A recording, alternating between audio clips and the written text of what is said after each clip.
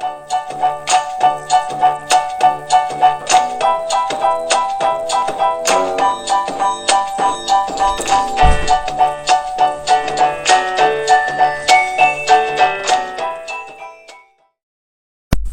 a todas e todos, benvidas e benvidos ao noso podcast escolar. Hoxe imos falar dun tema moi interesante.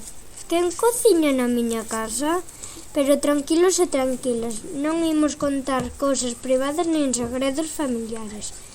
Imos falar de como cambiaron as cousas co paso do tempo e do que pensamos nós sobre repartir as tarefas. Por que cociñar é cousa de todas as persoas? Non!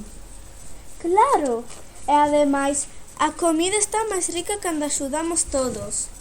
Sabedes quen cociñaba máis nas casas hai moitos anos? Antes, normalmente, eran as mulleres, as nais ou as aboas. Sí, porque antigamente moitas mulleres quedaban na casa e os homes traballaban fora. Antes, normalmente, eran as mulleres, as nais ou as aboas. Pensades que iso está cambiando? Eu creo que sí. Agora moitas persoas traballan fora da casa e entón repártense máis as tarefas. E tamén hai moitos homes que son cociñeiros famosos. Como pensades que deberían repartirse as tarefas? Eu penso que deberían facer entre todas as persoas que viven na casa. Porque comemos todos. E así non se cansa só unha persoa. Cociñar é cousas de nenos ou de nenas? Cociñar é cousa de persoas.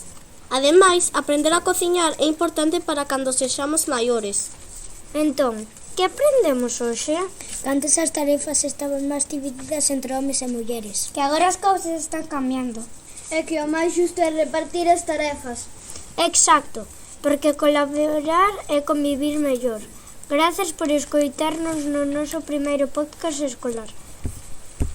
Feliz Día da Muller Traballadora!